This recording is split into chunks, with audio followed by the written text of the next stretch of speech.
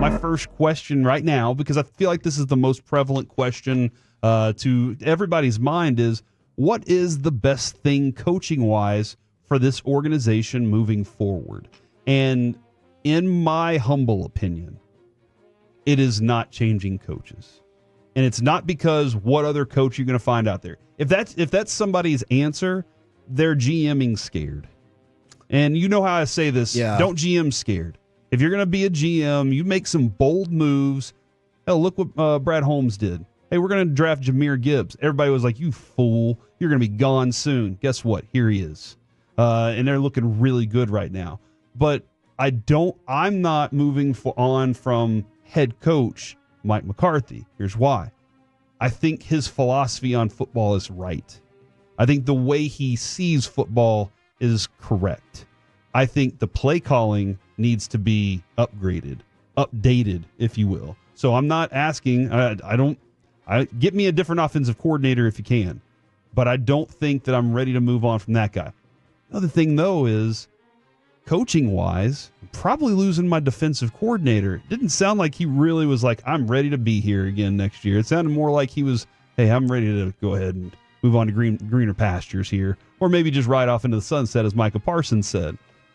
And if that's the case, I got to now come up with a new defensive plan, a new defensive scheme, and go through the pain that I went through at the beginning of this year again? Or do I just say, Al Harris, it's your time? I don't know. But in my opinion, what is the best thing coaching-wise for this organization moving forward? Keep the head coach, add new staff around him. So outside of the obvious, hey, is that cheerleader still okay? I would ask, hey, did you really not know about the Cooper Rush incentive? Follow-up. Will you give him the money anyway? Follow-up. What did you learn from just seeing one start of Trey Lance? Because, I know people think they didn't play Cooper Rush because they wanted to cheap out on it. I don't know. I can't dispute that. Yeah, I don't have facts on that. But if they're like, hey, we're still going to give him the money anyway, then I feel like that kind of kills that narrative. But I also don't think you learn so much from watching a quarterback start one game. Do you feel like you are going to see a major personnel shakeup on this team? No. Or you're going to see another round of spending cheaply on the free agent pool just to fill holes and drafting and developing? I think it's going to be that one. And because they have, again, Overshown and Diggs, you might have to fill that and deal with that. So I heard Steven Friday with G-Bag. That was an excellent interview, very insightful. The way he breaks down the cap, look, what I think compared to him doesn't matter because he gets to make the decisions and help write the checks. But I just don't think it's consistent with what you can actually do. Because one of the things that he talked about is you got to push money down the road and you can't afford to do this. We couldn't afford to do whatever, blah, blah, blah, blah, blah. All right. If I told you that you could have a running back as good as Derrick Henry next year for $5.1 million, would you do it? Sure. Why wouldn't I do that? Exactly. That's a great price for a fantastic running back. Now, if I told you that you could get a running back as good as Saquon Barkley for $3.8 million. Deal. Okay. And now I don't have to use that draft pick to replace that production. And now, unless I want to draft a guy that's the future running true. back. I understand both of these were kind of viewed as maybe to some people sort of risky. And now on the other side of it, you can be like, oh, yeah, good job. Mm-hmm. But that's... Somebody did text in Kevin earlier, and they said, I'd do it, I think, 19 times I would say no to this. And I might be wrong with that one time, but every other time I'm going to be right about it. And so that's the issue I have with the way the Cowboys describe, oh, we don't have any money. We don't have the... That was the cap hit for Derrick Henry this year, $5.1 million. Mm-hmm. That was the cap hit for Saquon Barkley this year, $3.8 million. And if people are like, yeah, But what about after that? All right, because that was my question, Kevin. A lot of times when we have discussions, it does work into a year, and I wonder, does Steven's models or his 8-year increments or his and Kevin, this is nothing against. I think you think a great way when it comes to budgeting. I just have not ever asked you this question. When you're budgeting, are you thinking in 8-year increments, or because he's told you 5 years, I believe? Yeah, exactly. And I'm thinking in those long-term increments. Okay. Because let's deal with the fallout of that deal. All right. Let's say Derrick Henry didn't work out and you wanted to cut him. How screwed are you? $4 million more in dead money, which you can split up over 2 years because the Cowboys love to do that. You're giving more money, dead money to Michael Gallup. You gave more dead money split to Zeke. All right, let's go to Saquon Barkley. His cap hit next year, $6.3 million. Think about that. So they got 2 years of Saquon Barkley this year and next year for $10 million. Now, I realize the issue that comes up with that is on the other side. Let's say he's done after that. What's your dead cap hit? $16.6 million, which again, that's what the Cowboys break up. That's not too much different than what you did with Zeke. How many of those types of contracts are you willing to do per year in that 5-year window? And I'm asking this as give yourself I know I can hit and miss on so many, and if I miss on all of them, then I'm going to have a significant number to deal with. But if let's say I have 5 and I hit on 3 of them, then those 2 I'm not that worried about. Exactly. And that's why I think 5 is a good number. Because let's say you busted on both of those contracts. Well, your dead money coming up in a year for one would be $4 million. And for the other $16 million, which again, the Cowboys love to post-date that release and split up the money. The other thing about that is by the time that money comes due, you can do that with a whole new set of players. Or maybe your draft picks are working out or whatever the case is.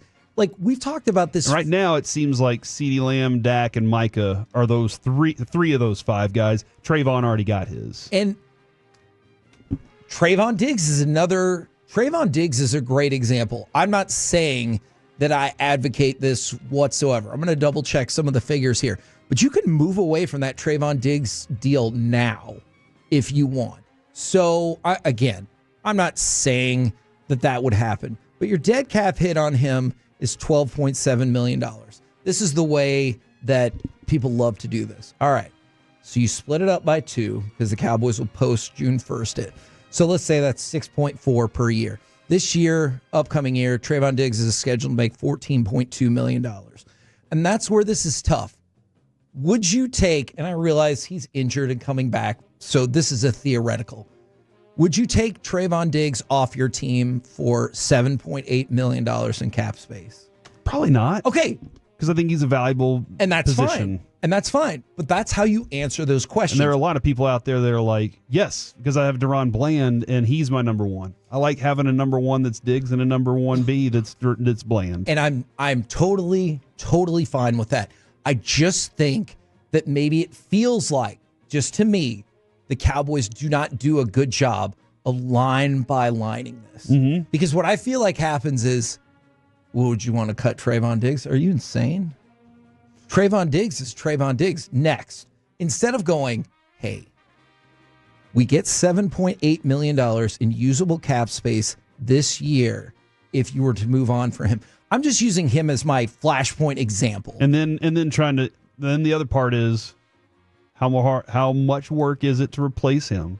How much work is it to negotiate another deal with somebody else? And do I even want to do that part of it? And a lot of times I feel like the Cowboys are in a situation where it's just easier for us to draft and not have to negotiate with people, because when we negotiate, we usually just end up screwing ourselves. And one of the things that Stephen Jones told us, this was earlier, I think it was this year, maybe if not, it was last season, that they they try to project out the salary cap for the next 3 to 5 years.